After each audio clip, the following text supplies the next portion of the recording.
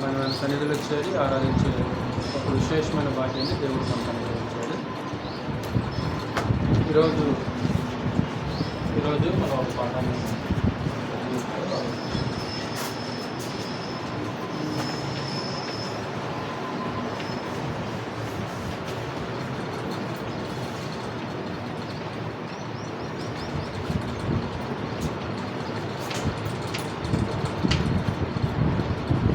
బాప్తిసం పొందిన తర్వాత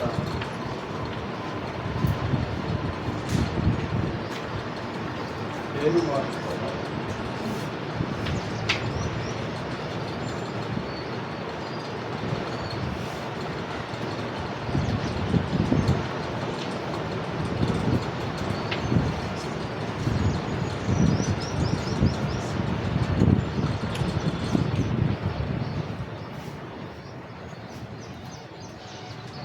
అంటే ఈ సందేశాన్ని మీకు నేర్పాలని నేను ఉద్దేశించాను. బాప్తిసం పొందిన తర్వాత పేరు మార్చుకోవాలి. అంటే ఆయా మతశాఖల్లో బాప్తిసం పొందిన తర్వాత పేర్లు మార్చుకోవటం అనేది, పేర్లు మార్చడం అనేది మనం చూస్తూనే ఉంటాం అన్నమాట. అది మీకు అందరికీ తెలుసు.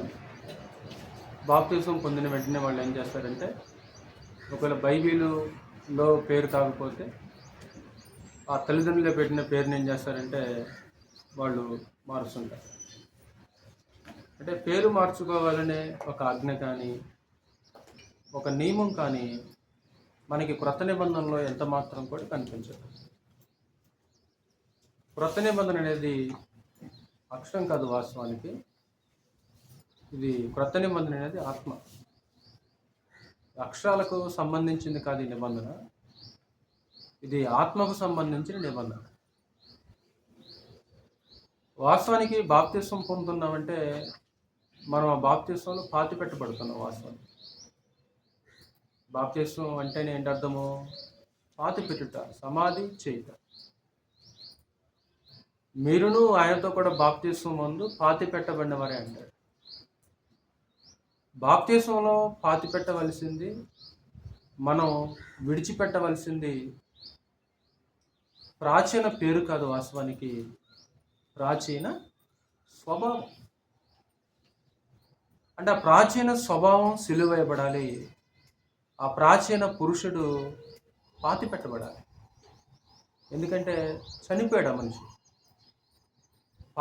పాపముల విషయమై ఆ ప్రాచీన పురుషుడు చనిపోయాడు కాబట్టి, చనిపోయిన వ్యక్తిని సమాధి చేయాలి కాబట్టి, ఆ నీటిలో మనం సమాధి చేయవలసింది మన ప్రాచీన పేరు కాదు, మన ప్రాచీన స్వభావం. అంటే పేరు మీరు మార్చరా? మీ సంఘానికి వస్తే పేరు మార్చరా అంటారు. పేరు మారినా సరే స్వభావం అనేది మారకపోతే ఒకవేళ బైబిల్ పేరు పెట్టుకున్నా సరే ఆ పేరుకి ఏం జరుగుద్ది? ఆ పేరుకు తగిన న్యాయం ఏమైనా చేస్తావా నువ్వు? బైబిల్లో విశ్వాసుల పేర్లు పెట్టుకుంటారు. మరి ఆ పేరుకు తగినట్లుగా న్యాయంగా ఏమైనా బ్రతుకుతాడా? పేరుకు తగినట్లుగా ఆ విశ్వాసి ఎలా బ్రతికాడో వీళ్ళు ఎలా బ్రతుకుతారా? బ్రతకరు. కేవలం పేరు మాత్రమే తుడుక్కుంటాడు, కానీ స్వభావం మారదు, బుద్ధి మారదు, మాటలు ఏమాత్రం కూడా మారవు. కాబట్టి మారాల్సింది పేరు మారాలా, లేకుంటే బాప్తిసం పొందిన తర్వాత మన తీరు మారాలంటే బైబిల్ ఏం చెప్తుందంటే, మారాల్సింది నీ పేరు కాదు, బాప్తిసం పొందిన తర్వాత నీ తీరు, నీ స్వభావం అనేది అది మారాలి.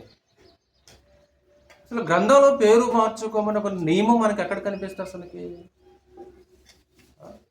చూద్దాం, కొద్ది నిమిషాలు మనము ఆలోచించేద్దాం.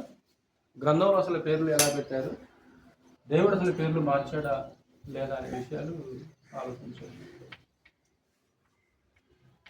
మొట్టమొదట గ్రంథంలో పేర్లు ఎలా పెట్టారు? పేర్లు ఎలా పెట్టారంటే, ఒకటి సందర్భాన్ని పెట్టుకొని పెట్టారు, ఒకటి సందర్భాన్ని బట్టి పేర్లు పెట్టి. అబ్రహాము కుమారుడు ఇస్సాకు కదా, ఇస్సాకు పుట్టక ముందే ఆ బిడ్డ పేరు దేవుడు ముందుగానే ప్రవచిస్తాడు. 17వ అధ్యాయంలో ఇస్సాకు వలన అయినదే నీ సంతానం అన్నమాట. అతను జన్మించింది 21వ అధ్యాయంలో కదా. 21వ అధ్యాయంలో ఇస్సాకు జన్మిస్తే 17వ అధ్యాయంలోనే దేవుడు ఆ పేరు ప్రస్తావించడం మనం చూడవచ్చు. అంటే ఇస్సాకు అనే మాటకు అర్థం ఏంటి? నవ్వును. అప్పుడు శారా ఒక మాట ఉంటుంది.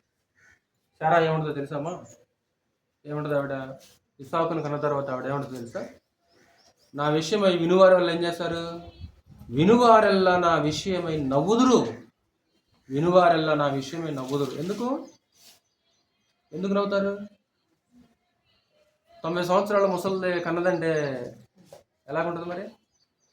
90 సంవత్సరాల ముసలిది కన్నదంటే నవరా? అదే మాట్లాడదు. అంటే సందర్భాన్ని బట్టి పేరు పెట్టడం అన్నమాట. ఆదికాండం 21వ అధ్యాయము 3వ వచనం. ఆదికాండం 21వ అధ్యాయము 3వ వచనం. అప్పుడు అబ్రహాము తనకు పుట్టినవాడను తనకు శారా కనినవాడునైన తన కుమారునికి ఇస్సాకు అని పేరు పెట్టాను. మరియు దేవుడు అబ్రహాముకు ఆజ్ఞాపించిన ప్రకారము అతడు 8 దినముల వాడని ఇస్సాకు అని తన కుమారునికి సున్నతి చేశాను.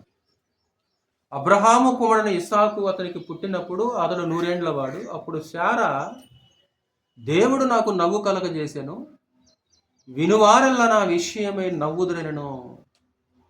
ఒకటి ఆవిడ నవ్వింది, 2 ఈవిడ గురించి విన్నవాళ్ళు కూడా ఏం చేస్తారంట? నవ్వుతారు. ఎందుకు? మరియు శారా పిల్లలకు స్తన్యమిచ్చునని ఎవరు అబ్రహాముతో చెప్పును? నేను అతని ముసలితనమందు కుమారుని కంటిని కదా. నేను అతని ముసలితనమందు, అతను తండ్రి ముసలివాడే, తల్లి కూడా ఎలాంటిది? ముసలిదే కదా, నవ్వుతారంటున్నాడు.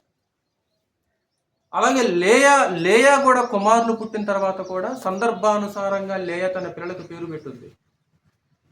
ఆదికాండంలోనే 29వ అధ్యాయం. లేయా పిల్లలు పుట్టిన తర్వాత కూడా సందర్భానుసారంగా లేయా, అంటే అక్కడున్న సిచ్యువేషన్ బట్టి, ఆ సందర్భాన్ని బట్టి, ఆ సందర్భం అర్థం వచ్చేలాగా లేయా తన పిల్లలకు పేరు పెట్టుద్ది. ఆదికాండం 29వ అధ్యాయము 32వ వచనం. లేయా గర్భవతి అయి కుమారుని కని నేను ద్వేషింపబడితేనన్న సంగతి యెహోవా విన్నాడు గనుక ఇతని క్షమించండి 32 కదా. ఓకే. లేయా గర్భవతి అయి కుమారుని కని యెహోవా నా శ్రమను చూచి ఉన్నాడు గనుక నా పెనిమిటి నన్ను ప్రేమించును కదా అనుకుని అతనికి రూబేను అను పేరు పెట్టాను. అంటే ఇక నుంచి నా పెనిమిటి ఏం చేస్తాడు? ఇక నుంచి నా పెనిమిటి నన్ను ప్రేమిస్తాడు. అంతకుముందు ఏం చేశాడు మరి? అంతకుముందు ఏం చేశారంటే ఆవిడ ద్వేషించబడదు కదా. ఆవిడ ఏం చేయబడ్డది? ఆవిడ ద్వేషించబడింది. ఇప్పుడు మగబిడ్డను కన్నది కదా. ఇప్పుడు నేను మగబిడ్డను కన్నాను కాబట్టి ఇక నుంచి నా పెనిమిటి నన్ను ఏం చేస్తాడు అంటే ఆ విధంగా అర్థం వచ్చేలాగా మరలా మగబిడ్డను కన్నది. 33వ వచనం. ఆమె మరలా గర్భవతి కుమారుని కని నేను ద్వేషింపబడితేనన్న సంగతి యెహోవా విన్నాడు గనుక ఇతని కూడా నాకు దయచేసినందుకు అతనికి షిమ్యోను అని పేరు పెట్టాను. అంటే ఆ సిచ్యువేషన్, అంటే ఈ బిడ్డలను కనే సమయానికి లేక సిచ్యువేషన్ ఎలాగుంది? ఆవిడ ద్వేషించబడుతుంది. భర్త యొక్క ప్రేమను పొందుకోలేకపోతుంది. ఆవిడ భర్త యొక్క ప్రేమను పొందుకోలేక ద్వేషించబడుతుంది. కాబట్టి ఆవిడ ఏం చేస్తుందంటే సందర్భానుసారంగా బిడ్డలకు పేరు పెట్టడం మనం చూడవచ్చు. 34వ వచనం. ఆమె మరలా గర్భవతి కుమారుని కని తుదకు ఈసారి నా పెనిమిటి నాతో హత్తుకొని ఉండును, అతనికి 3 కుమారులను కంటిననుకునెను, అందుచేత అతనికి లేవి అని పేరు పెట్టెను. అంటే 3వసారి కుమారుడు కలదు కదా. ఇప్పుడు నా భర్త నన్ను ఏం చేస్తాడు? ఇక్కడ నుంచి నన్ను హత్తుకుంటాడు. అంటే అంతకుముందు లేదు ఇది. అంతకుముందు హత్తుకోవటం కానీ, ప్రేమ కానీ, అంటే అభిమానం కానీ యాకోబులో లేదు. 4 కుమారుడు కన్నది యోదాని. 35వ వచనం. ఆమె మరలా గర్భవతి కుమారుని కని ఈసారి యెహోవాను స్తుతించదననుకొని యోదా అను పేరు పెట్టెను. అప్పుడు ఆమెకు కానుపు ఒడిగాను. అంటే సందర్భాన్ని బట్టి కూడా గ్రంథంలో పిల్లలకు పేర్లు పెట్టినట్లు మనం చూడవచ్చు. అది శారా దగ్గర మనకు కనిపిస్తుంది. 2 లేయా దగ్గర మనకు కనిపిస్తుంది. 2, గుణమును బట్టి కూడా గుణమును బట్టి కూడా పేరు పెట్టినట్లు కూడా మనం చూడవచ్చు. ఒకసారి అపోస్తుల కార్యములు 4వ అధ్యాయం చూడండి. ఒకసారి అపోస్తుల కార్యములు 4వ అధ్యాయం. గుణమును బట్టి, వ్యక్తిత్వాన్ని బట్టి, స్వభావాన్ని బట్టి కూడా పేరు పెట్టినట్లు కూడా మనం చూడవచ్చు. వాస్తవానికి పౌలు యొక్క సహకారి, జతపనివాడు ఎవరు? మొదటి సువార్త ప్రయాణంలో పౌలుతో పాటు సువార్త పరిచర్యలో పాల్గొందిన వ్యక్తి ఎవరు? బర్నబా కదా. బర్నబా అసలు పేరు ఏం పేరు? లేవి గోత్రికుడు. లేవి గోత్రికుడు. బర్నబా అనే పేరు తల్లిదండ్రులు పెట్టిన పేరు కాదు. మరి ఎవరు పెట్టారు ఆ పేరు? అపోస్తులు పెట్టారు ఆ పేరు. ఎందుకు పెట్టారు అంటే అతని వ్యక్తిత్వాన్ని బట్టి, అతని స్వభావాన్ని బట్టి ఆ పేరుతో అతను పిలువబడ్డట్లు మనం చూడవచ్చు. 36వ వచనం చూడండి, నేను చదువుతాను. 44వ అధ్యాయము 36వ వచనం. కుప్రాలో పుట్టిన లేవీయుడగు యోసేపు అను ఒకడుండెను. అంటే తల్లిదండ్రులు పెట్టిన పేరు ఏం పేరు? యోసేపు. బర్నబా యొక్క తల్లిదండ్రులు పెట్టిన పేరు ఏంటంటే బర్నబా అసలు పేరు యోసేపు. ఇతనికి అపోస్తులు హెచ్చరిక పుత్రుడు అని అర్థమిచ్చు బర్నబా అను పేరు పెట్టి ఉండేది. అంటే ఏ అర్థంలో పేరు పెట్టారా శ్రీలరా? హెచ్చరిక పుత్రుడు. అంటే ఏం చేస్తుంటాడు ఈయన? మనుషులను బాగా, సంఘంలో ఉన్న సహోదరులని, అపోస్తులైన పౌలుని అద్భుతంగా వాళ్ళకి సహకారిగా ఉండి వాళ్ళని బలపరుస్తూ వాళ్ళని బాగా హెచ్చరిస్తుంటాడు అనమాట. హెచ్చరిక పుత్రుడు అని అర్థం ఇచ్చే ఆ అర్థాన్ని బట్టి అతనికి ఏం పేరు పెట్టారా? బర్నబా. అంటే అతని వ్యక్తిత్వాన్ని బట్టి, అతని గుణాన్ని బట్టి కూడా ఏం చేయబడ్డది? పేరు పెట్టబడింది. మనకి పాత నిబంధనలో అబీగేలు అనే ఒక ఆవిడ కనిపిస్తుంది కదా. అబీగేలు భర్త పేరు ఏం పేరు? నాబాలు. ఆవిడ దావీదుతో ఒక మాట అంటది, అతని గుణము అతని పేరు అతని గుణాన్ని సూచిస్తున్నట్టు అనమాట. అతని పేరు అతని గుణాన్ని సూచిస్తుంది. అంటే ఎందుకు ఎలాంటి మోటువాడు అంటే నాబాలు అనే పేరు ఎవరి గుణాన్ని సూచిస్తుంది? అతని గుణాన్ని సూచిస్తుంది. అంటే గుణాన్ని బట్టి, వ్యక్తిత్వాన్ని బట్టి, స్వభావాన్ని బట్టి ఏం చేశారు? గ్రంథంలో పేర్లు పెట్టారు. అలాగే 3వది జరగబోయే సంగతులను బట్టి కూడా, జరగబోయే సంగతులను బట్టి పేర్లు పెట్టినట్లు మనం చూడాలి. అందులో ప్రవక్త అయిన యెషయా బిడ్డకు ఆ విధంగా పేరు పెట్టబడ్డాడు. యెషయా గ్రంథం మనం చదువుతాం కదా. ఈ యెషయా ప్రవక్తకి భార్య కూడా ఉంది. భార్య ఉంది, వివాహం అయిన దానికి. ఆయన భార్య కూడా ప్రవక్తి కదా. ఆయన ప్రవక్త. యెషయా యొక్క భార్య కూడా ఎవరు? ప్రవక్తి. దేవుడు ఏం చేస్తాడంటే యెషయాకు ఒక పేరు సూచిస్తాడు. ఇదిగో నాయన, నీ బిడ్డకు ఈ పేరు పెట్టంటాడు. ఎందుకు అంటే దానికి ఒక కారణం ఉందన్నమాట. ఎందుకంటే అంటే భవిష్యత్తులో అంటే ఒక ప్రవచనం జరగబోతుంది అనమాట. ఒక ప్రవచనం చెప్తాడు దేవుడు, అది జరగబోతుంది. దాన్ని బట్టి ఏం చేస్తాడంటే దేవుడు అక్కడ యెషయాకి ఒక పేరు సూచిస్తాడు. 8వ అధ్యాయం చూడండి ఒకసారి. యెషయా గ్రంథం 8వ అధ్యాయం.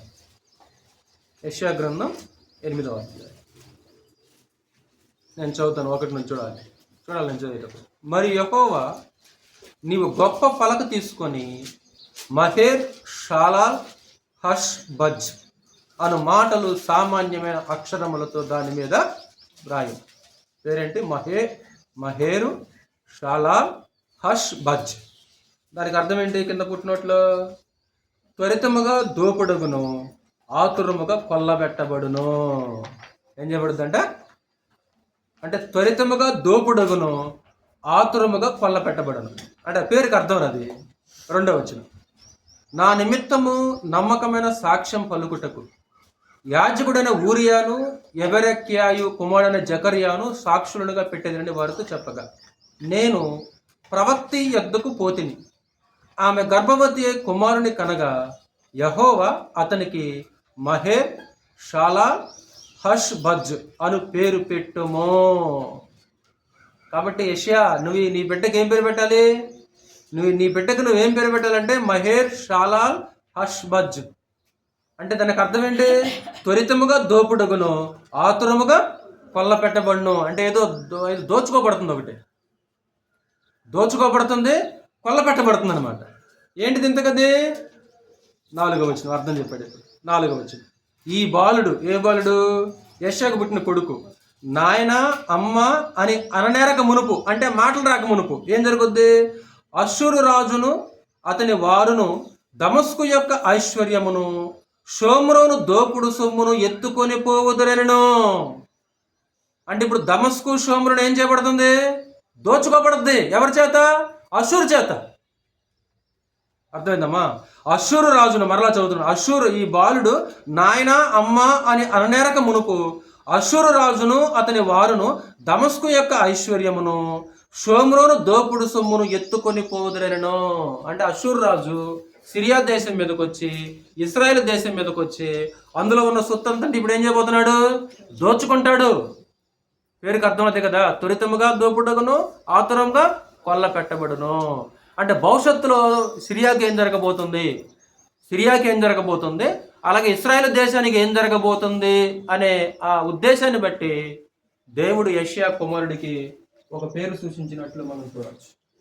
కాబట్టి గ్రంథంలో సందర్భాన్ని బట్టి పేరు పెట్టారు, 2 వ్యక్తి యొక్క గుణాన్ని బట్టి పేరు పెట్టారు, 3వది ఆ జరగబోయే సంగతులను బట్టి కూడా గ్రంథంలో పేర్లు పెట్టేశారు. నెంబర్ 2, దేవుడు పేర్లు మార్చాడా?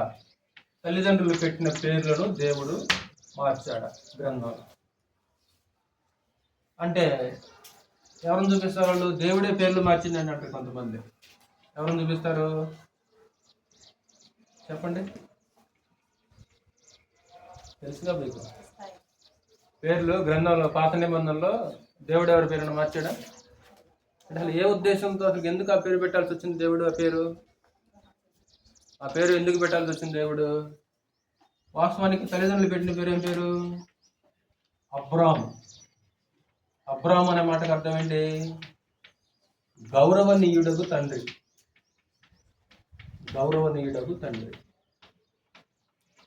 ఇప్పుడు దేవుడు ఆయనకి ఏం పేరు పెట్టాడు? ఏమని పిలిచాడు?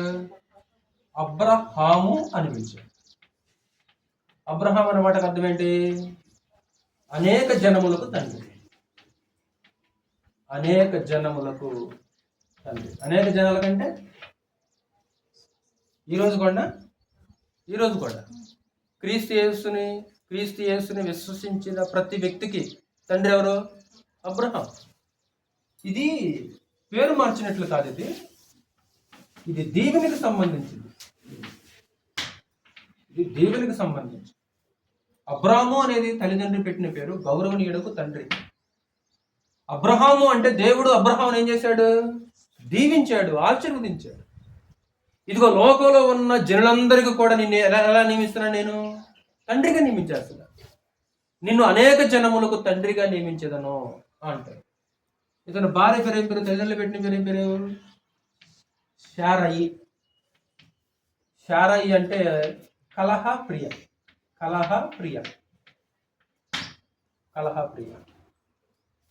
దేవుడు పెట్టిన పేరేంటి? శారా అంటే యువరాణి.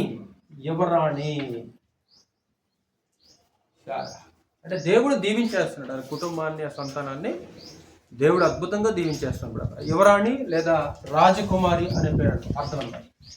రాజకుమారి అని కూడా అర్థం. రాజకుమారి.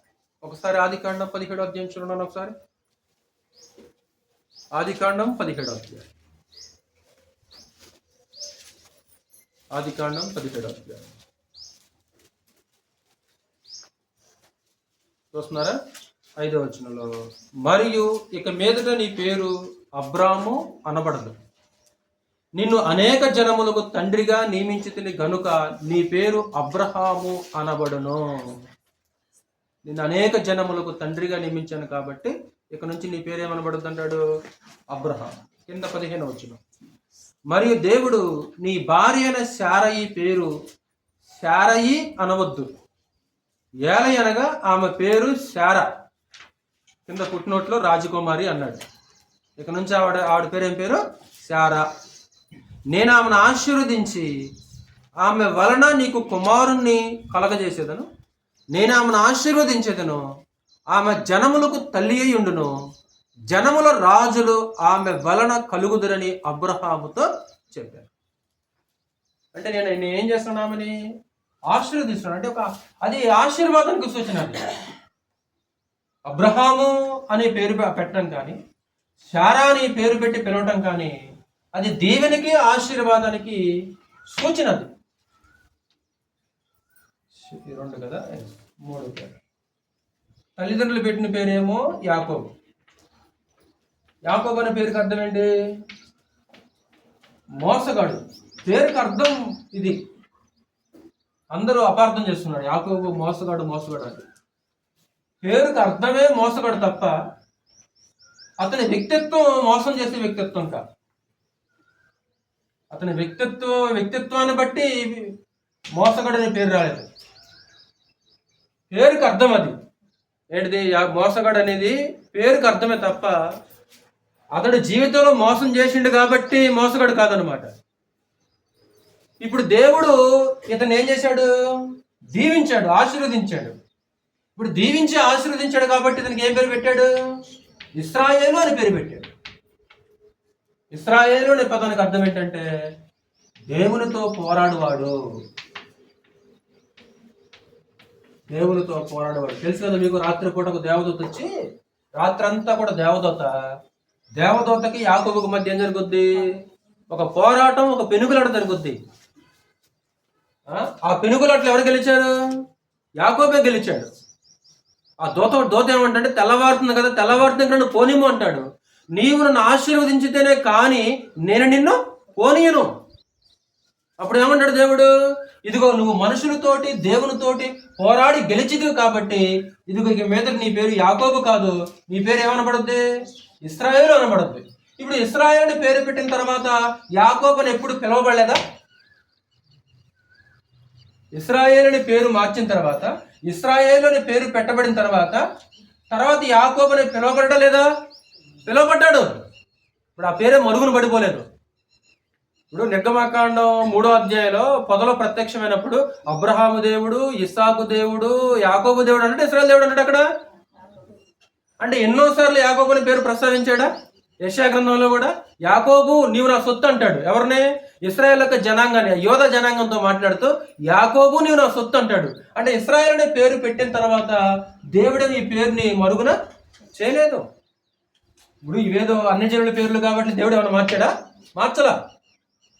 అన్యజనుల పేర్లు కాబట్టి దేవుడు మార్చలా. లేకుంటే దేవుడికి ఆ పేర్లు నచ్చలేదు కాబట్టి పేర్లు మార్చాడా? మార్చలేదు. అంటే దేవుడు ఏం చేశాడంటే వీరిని భౌతికంగాను ఆత్మ సంబంధంగాను ఒక అద్భుతమైన దీవెనతో నింపాడు కాబట్టి ఆ దేవునికి అర్థం వచ్చేలాగా దేవుడు ఏం చేశాడంటే ఆ పేర్లు పెట్టాడే కానీ ఇవి అన్యజనుల పేర్లు కాబట్టి దేవుడు మార్చలా. ఇప్పుడు ఇస్సాకు పేరు మార్చబడిందా? లేదా దేవుడు సూచించాడు కదండి, మార్చలేదంట. ఓకే. ఇప్పుడు మోషే అనే పేరు మోషకు పెట్టింది ఎవరు? కనుక సహోదరుడు మోషే ఉండ కదా, మోషే పేరు ఎవరు పెట్టారు? ఇంతకీ ప్రశ్న అర్థమైందా? మోషేకి ఎవరు పేరు పెట్టారు? చెప్పాలి, కఠినంగా ఉంది ప్రశ్న. ఏంటి? వాస్తవానికి మోషేకి తల్లిదండ్రులు కాదు పేరు పెట్టింది. ఎవరు పెట్టారు పేరు? ఫరో కుమార్తె పెట్టింది.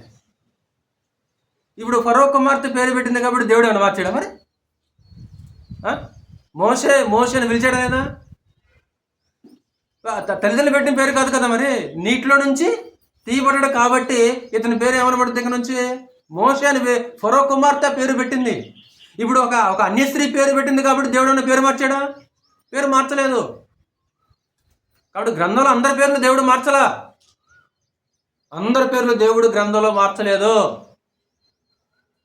ఈరోజు అది అర్థం కాక కొంతమంది మత్స్యాకుల్లో బాప్తిసం పొందితే చాలు ఏం చేస్తారా? బాప్తిసం పొందిన వెంటనే పేరు మార్చుంటారు అన్నమాట. ఇప్పుడు నిజంగా అయితే ఇప్పుడు ఓటర్ ఐడిలోని ఆధార్ కార్డులో ఏం చేయాలి? మరి అన్నింటిలో పేరు మార్చుకోవాలి కదా. మరి ఎందుకని మామూలు కేవలం పేరు మార్చుకుంటే? ఇప్పుడు ఎంత పేరు మారినా సరే అసలు వ్యక్తిత్వం అనేది స్వభావం మారపోతే ఏం పేరండి? ఆ విగ్రహాల పేరుతో పిలుస్తున్నారండి. తల్లిదండ్రులు పెట్టారు ఆ పేరు. పలానా విగ్రహాల పేరుతో బొమ్మతో ఆ దేవుడితో ఆ పేరు మీద ఉందండి, ఆ పేరు మార్చాలండి అంటే గ్రంథంలో దేవుని యొక్క ప్రజలకి అన్య దేవతల యొక్క పేర్లు కూడా పెట్టబడినవి. దేవుడేం ఖండించలేదు అందుకు. మూడోది చూద్దాం ఆ పాయింట్ని కూడా. అంటే దీవెనకు ఆశీర్వాదానికి సూచనగా దేవుడు ఇక్కడ పేర్లు మార్చినట్లు మనకు కనిపిస్తే తప్ప ఆ పేర్లు నచ్చలేదు కాబట్టి కాదనమాట. మూడోది, దేవుని ప్రజలకు అన్య దేవత పేర్లు పెట్టబడినవి.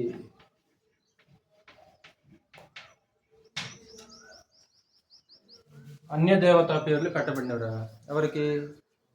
తల్లిదండ్రులు పెట్టిన పేర్లు వేరే, తర్వాత అతను ఏం చేశారంటే తమ దేవతల యొక్క పేర్లు అర్థం వచ్చేలాగా వాళ్ళకి ఆ పేర్లు పెట్టారు. అలాగని దేవుడు ఏమన్నా వాళ్ళని ఖండించేశాడంటే ఏమాత్రం కూడా ఖండించలేదు. ఎవరికి పెట్టాడు?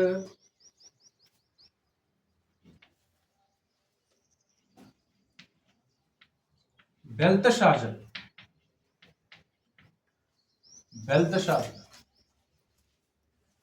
ఇది నెబుకద్నెజరు యొక్క అతి ప్రియమైన దేవత పేరు అన్నమాట. నెబుకద్నెజరు యొక్క అతి ప్రియమైన, అతడు కొలిచే దేవత పేరు మీద అర్థం వచ్చేలాగా దానియలుకి ఏం పేరు పెట్టాడు? బెల్తషాజర్ అని పేరు పెట్టాడు. తల్లిదండ్రులు పెట్టిన పేరేం పేరు? తల్లిదండ్రులు పెట్టిన పేరేమో దానియేలురా. తల్లిదండ్రులు పెట్టిన పేరేమో దానియేలు. తర్వాత ఇతనికి ముగ్గురు స్నేహితులు ఉంటారు కదా, ముగ్గురు స్నేహితులు కానీ ఏం పేరు పెడతాడు? షడ్రక్, మెషక్, అబేద్నెగో. ఇవి కూడా తల్లిదండ్రులు పెట్టిన పేర్లు కాదు ఇవి. షడ్రక్ పేరు ఏం పేరు? షడ్రక్ పేరు హనన్య.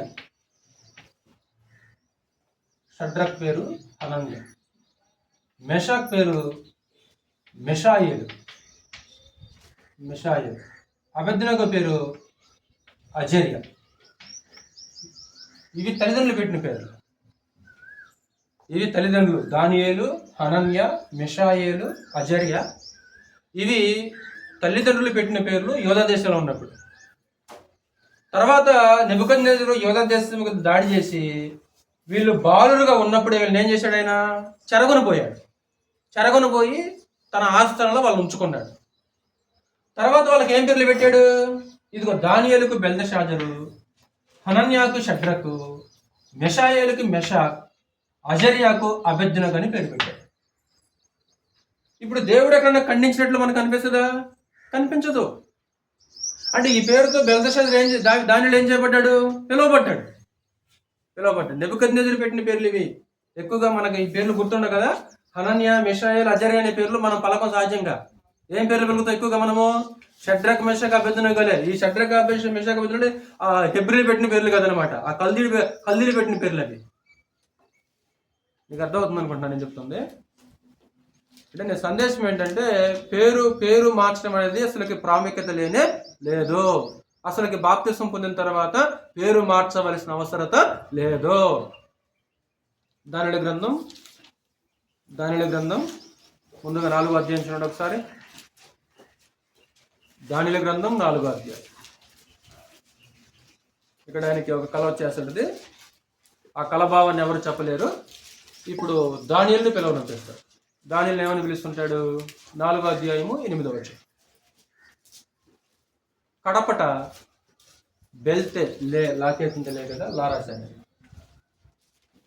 లాకేసిందే. ఏమంటాడు? 4వ అధ్యాయము 8వ వచనం. కడపట బెల్తషాజరును నా దేవత పేరును బట్టి బిరుదు పొందిన దానియేలును వాడు నా ఎదుటికి వచ్చెను. పరిశుద్ధ దేవతల ఆత్మ అతని యందుండెను, కావున నేను అతనికి నా కలను చెప్పిది. బెల్తషాజరు అను నా దేవత పేరును బట్టి, అంటే నెబుకద్నెజరు యొక్క ప్రియమైన దేవత పేరు ఏం పేరు? నా దేవత. అంటే నెబుకద్నెజరు తను కొలిచే దేవత పేరుని ఎవరికి పెట్టాడంటే ధనుడికి పెట్టేశాడు. 1వ అధ్యాయం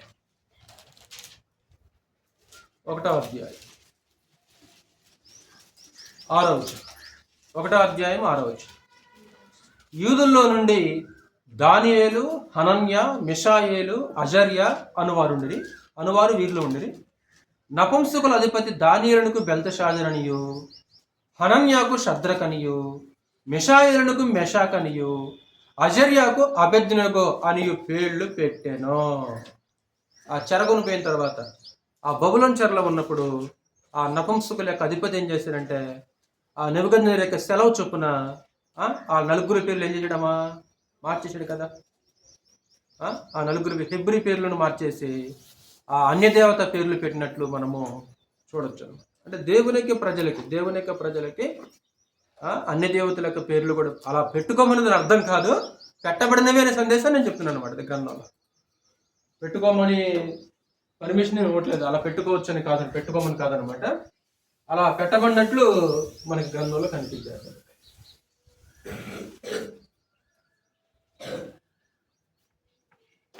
4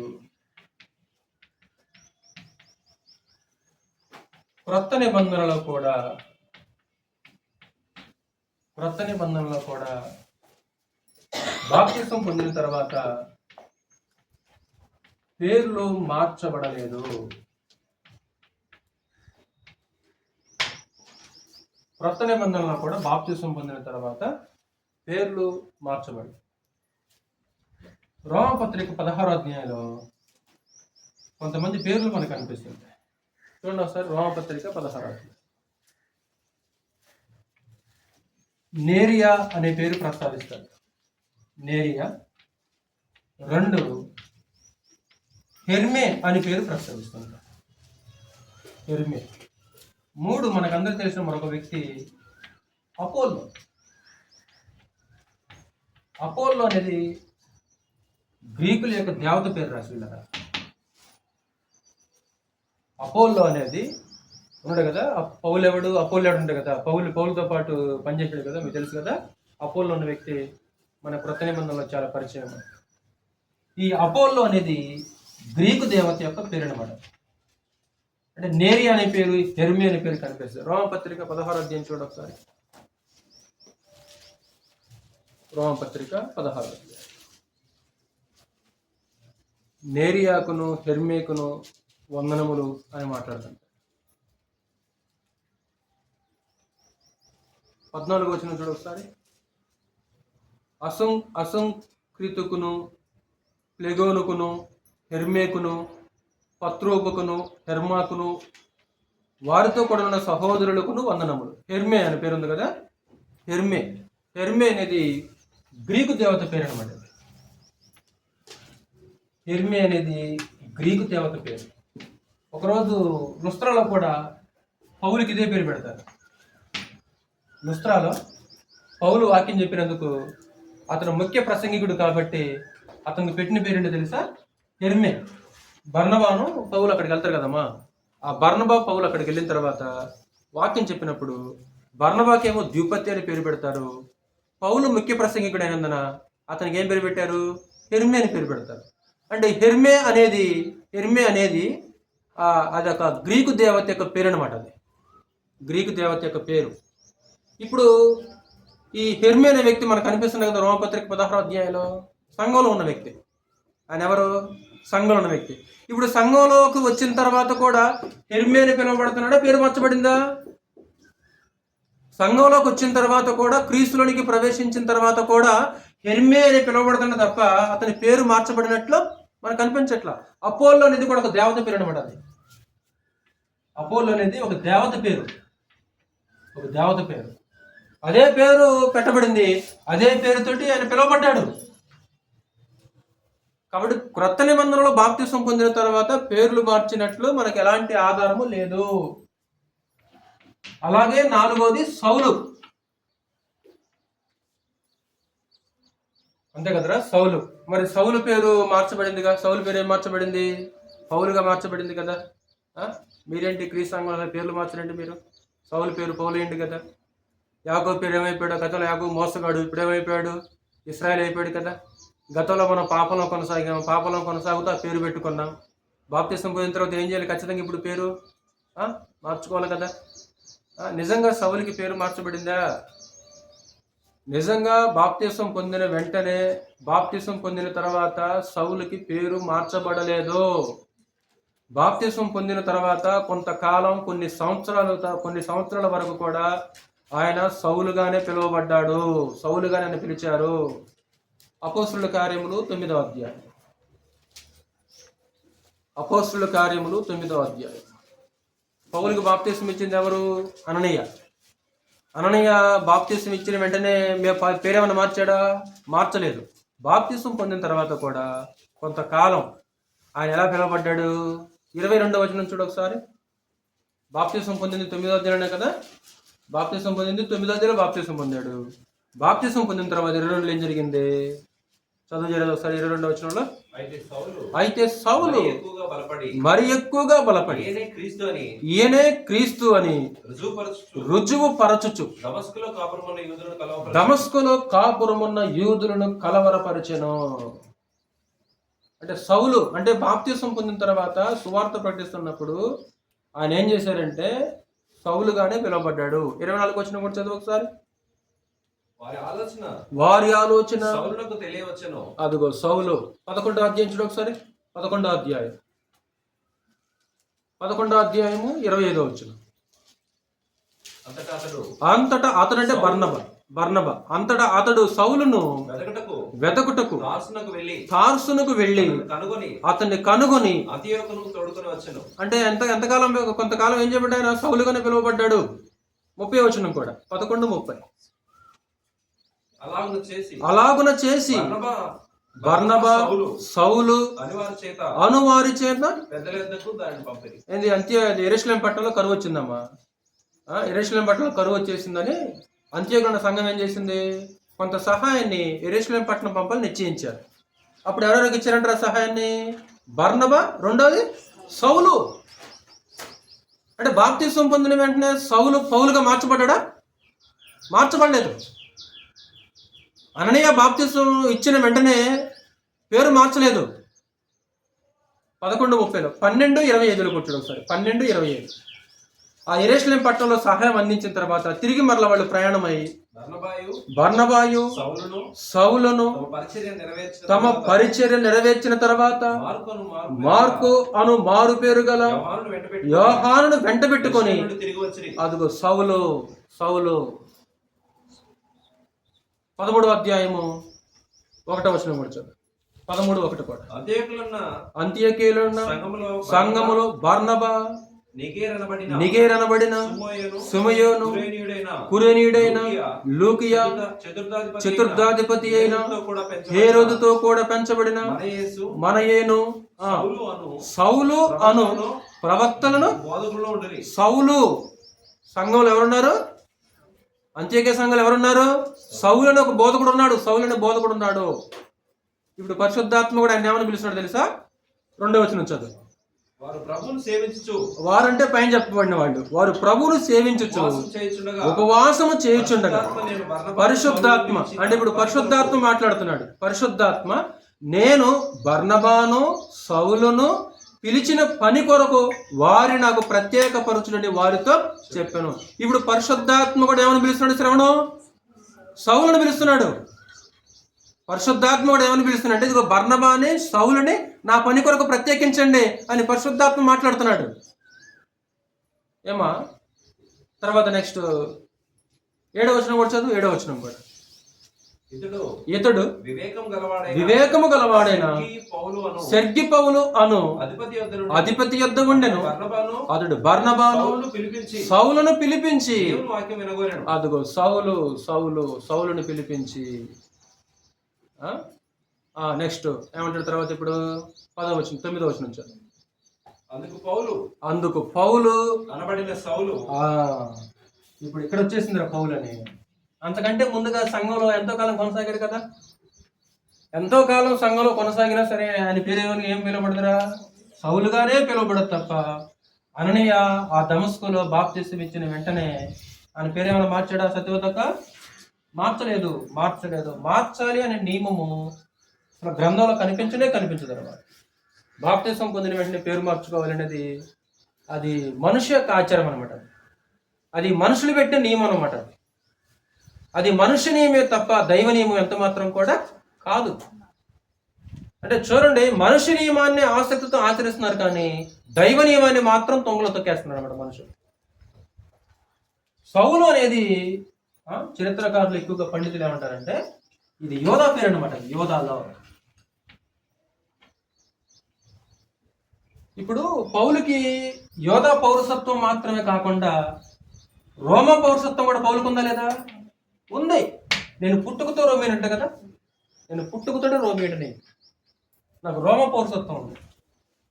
అంటే యోధాలో వాస్తవానికి బెన్యామిను గోత్రికుడు కదా ఆయన. సౌలు ఎవరైనా బెన్యామిను గోత్రికుడు. కాబట్టి ఇశ్రాయేల్ యొక్క రాజు, మొట్టమొదటి రాజు కూడా ఏ గోత్రికుడు? బెన్యామిను గోత్రికుడు. అతని పేరు కూడా ఏం పేరు? సౌలు అనే పేరు మనకు కనిపిస్తుంది. అంటే యోధాలో ఉన్నప్పుడేమో ఎక్కువగా సౌలుగా పిలువబడేవాడు. ఎప్పుడైతే రోమా సువార్త ప్రకటించడానికి యోధా ప్రాంతాన్ని దాటి రోమా సామ్రాజ్యం యొక్క హద్దుల్లోకి వెళ్ళిపోయాడు, ఎలా పిలువబడ్డాడు? పౌలుగా పిలువబడ్డాడు అనమాట. ఇప్పుడు ఒక వ్యక్తికి 2 పేర్లు ఉంటాం ఆశ్చర్యం ఏంటి? ఒక వ్యక్తికి 2 పేర్లు ఉంటామని ఆశ్చర్యమా? ఆశ్చర్యమేం కాదు అది. కాబట్టి బాప్తిస్మం పొందితే పేరు మార్చుకోవాలనేది పౌలును చూపిస్తారు. అంతకుముందు సౌలు అనబడ్డాడు, ఇప్పుడు ఏమనబడ్డాడు? పౌలు అనబడ్డాడు. కాబట్టి మీరు కూడా ఏం చేయాలా? గతంలో పేరును తీసేసి ఇదిగో కొత్త పేరు పెట్టుకోవాలి. ఇదిగో యోధాకు సంబంధించిన పేరేమో సౌలు కనిపిస్తుంది. ఇదిగో పౌలేమో అది అతనికి రోమ పౌరసత్వం ఉంది. వాస్తవానికి అపోస్తలుడైన పౌలుకి పుట్టుకతో అతను రోమిడు కాబట్టి ఆ రోమ సామ్రాజ్యంలో సువార్త ప్రకటిస్తున్నప్పుడు సౌలుని ఏమనేవాళ్ళు? పౌలుగా పిలిచేవాళ్ళు అనమాట. అంతే తప్ప బాప్తిసం పొందాడు కాబట్టి అతని పేరు మార్చబడింది అనేది ఎంత మాత్రం కూడా వాస్తవమో కానే కాదు. ఎందుకంటే బాప్తిసం పొందిన కొన్ని సంవత్సరాల వరకు అతను ఎలా పిలువబడ్డాడురా? సౌలుగానే పిలువబడ్డాడు. కాబట్టి పేర్లు మార్చాలి అనేది క్రొత్త నిబంధనలో మనకి ఎక్కడ కూడా కనిపించదు.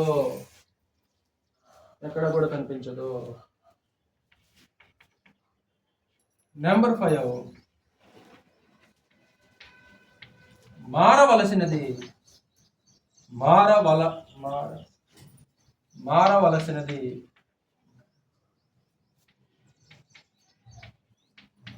మన పేరా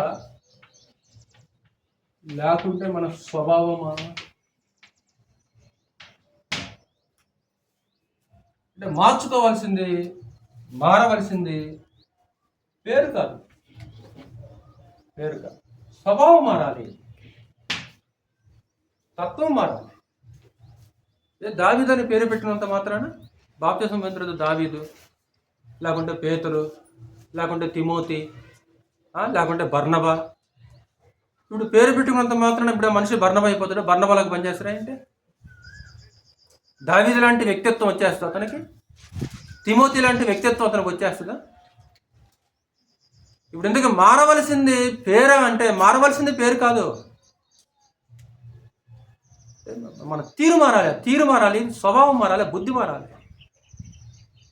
అంటే నూతన పేరును కాదు దేవుడు కోరుకునేది. మారుమనసు పొందిన తర్వాత దేవుడు నీకు ఒక నూతన పేరు పెట్టుకోవాలని దేవుడు ఎక్కడా కోరుకోవట్లే గ్రంథంలో. మరి ఏం కోరుకుంటున్నాడు? మారుమనసు పొందిన తర్వాత దేవుడు ఒక నూతన బుద్ధిని కోరుకుంటాడు. తెలుసు కదా మీకు. ఎహెజ్కేలు గ్రంథం 18వ అధ్యాయం చదువుదాం ఒకసారి. మారుమనసు పొందిన తర్వాత నీలో కనిపించాల్సింది నూతన హృదయము, నూతన బుద్ధి తప్ప నూతనమైన పేరు కదా వాస్తవానికి. 31వ వచనం చదువు ఒకసారి. ఎహెజ్కేలు గ్రంథం 18వ అధ్యాయం 31వ వచనంలో మీరు జరిగించిన, లేకుంటే పైన చదువుదాం ఒకసారి. 30వ వచనం చదువుతున్నాను. కాబట్టి ఇశ్రాయేలులారా, ఎవని ప్రవర్తనను బట్టి వానికి శిక్ష విధింతును, మనసు త్రిప్పుకొని. ఇది మారు మనసుకు సంబంధించిన సందేశం. ఇది మారు మనసుకు సంబంధించిన సందేశం. మనసు త్రిప్పుకొని మీ అక్రమములు మీకు శిక్షా కారణములు కాకుండానట్లు వాటిని అన్నిటినీ విడిచిపెట్టుడి. మీరు జరిగించిన అక్రమ క్రియలన్నిటినీ విడిచి నూతన హృదయమును, నూతన బుద్ధియు తెచ్చుకొనుడి. అంటే మీరు మారు మనసు పొందండి, మీరు మనసు తిప్పుకోండి, మీరు నా వైపు తిరగండి. అంటే ఒక వ్యక్తి దేవుని వైపు తిరిగితే మారాల్సింది పేరు కాదురా. అంటే ఇదిగో ఈ మనిషి దేవుని వైపు తిరిగాడు అంటానికి సూచన ఏంటంటే, రుజువు ఏంటంటే, ఇక నుంచి అతని బుద్ధి ఏమైంది, అతని బుద్ధిలో మార్పు వచ్చేస్తుంది, అతని హృదయంలో కూడా ఏం జరుగుతుందిరా, ఒక మార్పు వచ్చేస్తుంది. ఇదిగో ఇతను దేవుని వైపు తిరిగాడండి, ఈ మనిషి ప్రార్థనకి వెళ్తారండి. ఈ మనిషి ప్రార్థనకి వెళ్తాడని ఎలా తెలుస్తుంది? చేతిలో బైబిల్ ఉంటేనా? ఒకవేళ అది లోకం గుర్తింపు కావచ్చేమో, లోకం యొక్క గుర్తింపు అది కావచ్చేమో, దేవుని గుర్తింపు మాత్రము అది కాదు. దేవుని గుర్తింపు ఏంటంటే ఆ బుద్ధి మాట అనేది దేవుని యొక్క గుర్తింపు. అందుకే కొరింథీ పత్రికలో మీరు తెలుసు కదా, 5:17 ఏమంటాడు? ఎవడైనను క్రీస్తునందున్న ఎడల వాడు నూతన సృష్టి, ఇదిగో పాతవి గతించెను, ఇవిగో క్రొత్తవాయెను. నూతన సృష్టి. మన ప్రాచీన స్వభావము సిలువేయబడిన ఎరుగుదమన్నాడు రోమపత్రిక 6వ అధ్యాయంలో. అంటే మనం వదలాల్సింది ప్రాచీన స్వభావాన్ని, మనం విడిచిపెట్టాల్సింది ప్రాచీన బుద్ధిని, ప్రాచీన తత్వాన్ని మనం విడిచిపెట్టాలి. కానీ అమ్మా నాన్న పెట్టిన పేరుని విడిచిపెట్టాలి, ఆ పేరును వదిలేసి ఇంకో కొత్త పేరు పెట్టుకోవాలనే నియమం మన గ్రంథంలో ఎక్కడా కూడా కనిపించదు. వాస్తవానికి బాప్తిసం పొందిన తర్వాత చివరికి ఒక పాయింట్ చెప్తాను, ముగిస్తాను. ఇంకా దేవుడు తన పిల్లలకు ఒక పేరు పెట్టాడు. దేవుడు తన పిల్లలకు ఒక పేరు పెట్టాడు. బాప్తిసం పొందిన తర్వాత దేవుడే తన పిల్లలకు తన ప్రజలకు పేరు పెట్టిన తర్వాత మరలా నువ్వు కొత్త పేరు పెట్టుకోవాల్సిన అవసరం ఏంటి? దేవుడు పెట్టిన పేరుతో పిలువబడే గట్స్ కానీ ధైర్యం కానీ లేదు. ఆ దేవుడు పెట్టిన పేరుతో పిలువబడటానికి సిగ్గుపడతారు ఒకసారి. నా మాట్లాడుతున్నామా? దేవుడు పెట్టిన పేరుతో సిగ్గుపడటానికి కొంతమంది ఏం చేస్తారంటే, పిలువబడటానికి కొంతమంది సిగ్గుపడతారు. ధైర్యం ఉండదు ఆ పేరుతో పిలువబడటానికి. ఆ పేరుని కప్పుకుంటారు. ఆ పేరు కనబడకుండా కొన్ని అవసరాల కోసం ఏం చేస్తారంటే ఆ పేరుని కప్పుకొని ప్రవర్తిస్తుంటాం ఒకసారి. ఆ పేరుతో పిలువబడే ధైర్యం లేదు, కానీ ఏదో కొత్త పేరు పెట్టుకోవడం వల్ల నీకు ఉరిగేది ఏంటి? ఆ పేరు చెబితే మాకు నష్టం వస్తుందండి, ఆ పేరు చెబితే మాకు లాభం రాదండి, ఆ పేరు చెప్పామనుకో మమ్మల్ని ఒకలాగా చూస్తారండి అని ఆ పేరు చెప్పుకునే దమ్ము కానీ ధైర్యం కానీ లేదు. ఆ పేరు కప్పుకొని ప్రవర్తించే వాళ్ళు లోకంలో చాలామంది కనిపిస్తుంటారు. కాబట్టి తన ప్రజలకి తన పిల్లలకి దేవుడు ఒక పేరు పెట్టిన తర్వాత ఇక మరలా మనం మరొక కొత్త పేరు పెట్టవలసిన అవసరత లేదు. యెషయా గ్రంథం 56వ అధ్యాయము మనం చదివిన లేఖన భాగాలకు వెళ్దాం ఒకసారి. 3వ వచనం. యెషయా గ్రంథం 56వ అధ్యాయము 3 నుంచి 5 వచనాలు. యెహోవాను హత్తుకొను అన్యుడు గురించి మాట్లాడుతున్నాడు. నిశ్చయముగా యెహోవా తన జనుల్లో నుండి నన్ను వెలివేయనని అనుకొనవద్దు. షండు నేను ఎండిన చెట్టని అనుకొనవద్దు. నేను నియమించిన విశ్రాంతి దినములను ఆచరించుచు, నాకు ఇష్టమైన వాటిని కోరుకొనుచు, నా నిబంధనను ఆధారము చేసుకొనుచున్న షండులను గురించి యెహోవా ఎలాగూ సెలవిచ్చుచున్నాడు. అసలు విషయం 5వ వచనం చూడాలి. నా ఇంటను నా ప్రాకారముల్లోనూ ఒక భాగమును వారికి ఇచ్చేదను. కొడుకులు కూతుళ్ళు అని అనిపించుకున్నట్టు కంటే శ్రేష్టమైన పేరు వారికి పెట్టుచున్నాను. కొట్టివేయబడని నిత్యమైన పేరు వారికి పెట్టుచున్నాను. ఆ పేరు ఎలాంటిదంటే కోట, కొడుకులు కూతుళ్ళు అని అనిపించుకున్నట్టు కంటే శ్రేష్టమైన పేరు వారికి పెట్టుచు. శ్రేష్టమైన పేరు ఆ పేరు శ్రేష్టమైన పేరు. ఇంకా కొట్టివేయబడని నిత్యమైన పేరు వారికి పెట్టుచున్నాను. ఏంటా పేరు? పేతురు రాసిన మొదటి పత్రిక 4వ అధ్యాయం. ఏంటా పేరు? శ్రవణ్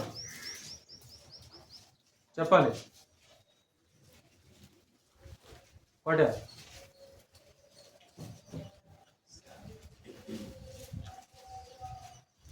చెప్పకపోతే ఎలాగా? ఎన్నోసార్లు చెప్పాను కదా. 4వ అధ్యాయము పేతురు రాసిన మొదటి పత్రిక 4వ అధ్యాయం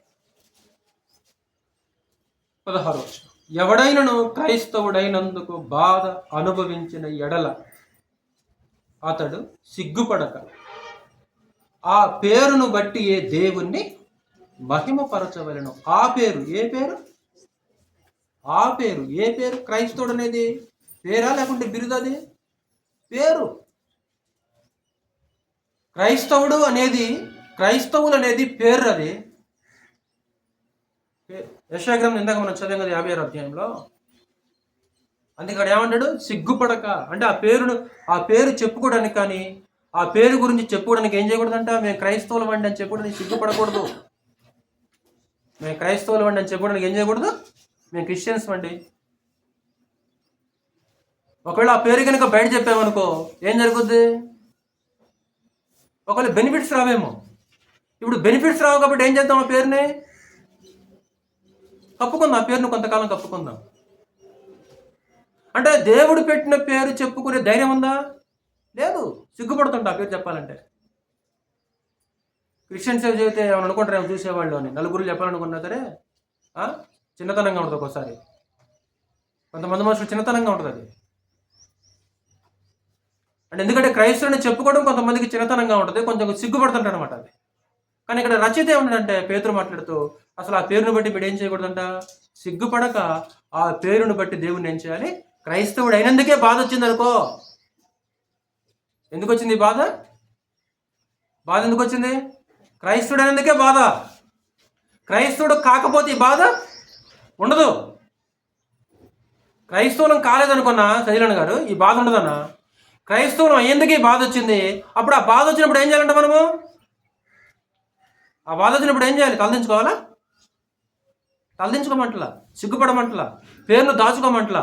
ఆ పేరును బట్టి దేవుని ఏం చేయాలి? దేవునికి స్తోత్రం.